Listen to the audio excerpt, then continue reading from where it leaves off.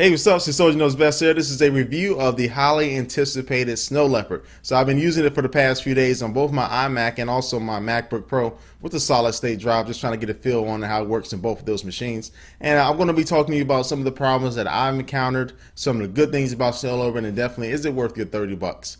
But the first thing, installation. Installation was a breeze. It was so easy. Wasn't a hassle at all. A lot of people were really worried about installation where it's going to erase all your data and all that. Installation was just fine. You double click a couple of buttons, scroll down, hit next, and you're basically start the install. Install took about 45 minutes for me. They said it really improved it. I didn't see that much improvement as far as the installation speed as when I actually restored my iMac or my MacBook Pro with Leopard. I didn't see that much improvement as far as speed, but hey, you're not going to be reinstalling this thing that many times, so to me it's not a big deal. But after the installation, that's when you really get to see all the applications that are having problems with Snow Leopard and all the applications that are just not working. So for me, the first big thing, the first application I tried to open as soon as I installed Snow Leopard was Firefox, which did not work, surprisingly. So I did a restart, thought that would fix it. That didn't work, but I just fired up Safari, which is very fast, I might add. Definitely a lot faster from the last time I used it. It actually is faster on Snow Leopard. But anyway, I fired up Safari, re-downloaded Firefox, and then it started working fine. Firefox worked fine from that point. So that's an isolated problem. Not that many people had that same problem. There were some other people that came across it, but it wasn't a widespread problem, and it's an easy fix for it. And then also, I use a Logitech MX Revolution mouse, and Logitech has a control panel that actually comes you can download for Mac to configure all the different buttons and stuff like that to work with expose and spaces and all that. But I launched that control panel and it does not recognize that I have a Logitech mouse installed or using on my Mac. So that is a little bit of concern. So I can't use the functionality of these buttons really. So that kind of sucks until they release an update for it. So Logitech control panel for my MX Revolution mouse, it's not working for me. And I think 1Password were having some problems. Parallels was having some problems.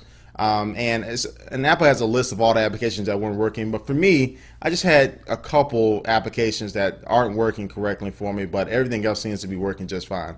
Speed. Now that brings us to speed, the performance of Snow Leopard. Doing the native applications like iMovie and Finder, all those things have greatly improved.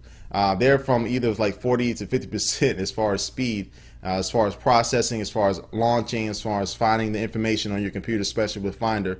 Definitely the native applications are faster. Third-party applications, to me, ScreenFlow definitely exported the movie a little bit faster. But other than that, I haven't really seen that big of a difference as far as third-party applications. Now, again, a lot of these applications may need to be rewritten by the developers to actually take advantage of the speed capabilities in Snow Leopard. So we'll be able to look onto that in the next few months as the developers get their hands on Snow Leopard and actually tweak their applications to actually perform at their peak in Snow Leopard. So, but as far as speed, everything as far as using a native application has improved. I definitely like the speed of Finder now. Also, boot up and start up, very fast. Now I got it installed on my iMac and my MacBook Pro. Now my iMac, I got it installed on the hard drive, and it shuts down very quickly. It reboots and restarts very quickly, matter of seconds. And on my MacBook Pro, I do have a solid state drive in there. Now it was already faster than Leopard, but it shuts down literally less than a second. I mean, 0.5 seconds probably, it shuts down completely. So start up, boot up, and shut down have increased with Snow Leopard. The new enhancements and features, I really like. I like the core features or the basic ones, especially with expose, especially with your dock. And all that, and I really love those features, especially with Finder. I didn't think I'd actually like it that much, being able to just make your application icons bigger or the icons bigger just by scrolling it. But I actually have used that a lot, and I got it just set on the big scale because it does look pretty nice, and you're also able to see the applications a little bit easier. But as far as the core enhancements, again, nothing totally major, totally revolutionary, but there's a lot of little things that really make up or just to make your experience using Macs a little bit better. And well, I'd say not greatly better, but very, very, very better than it was with Leopard. So I really like those enhancements. And then again, there's a lot of things going on up under the hood as far as OpenCL and Grand Central, all that stuff is kind of collaborating to make this thing faster. Now, again, this is just been released, so I think in the next couple of updates for Snow Leopard, especially when the third-party applications come up, we're really going to see definitely performance issues skyrocket through the roof. Overall, my impression of Snow Leopard, I like it. No-brainer upgrade. I've been saying this ever since before I even got my hands on it.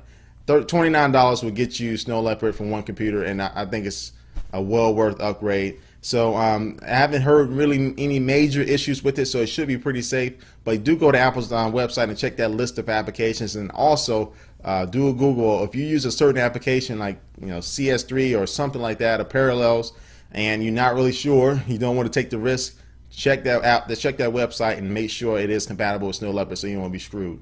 But overall, Snow Leopard is a joy to use, great to use. It's just making Macs better. They're now shipping on new Macs, and also in the refurbished Macs in the Apple Store, they're on there. So Snow Leopard, I give it a salute.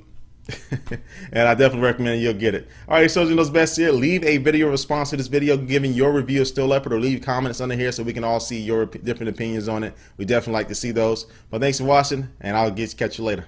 Peace.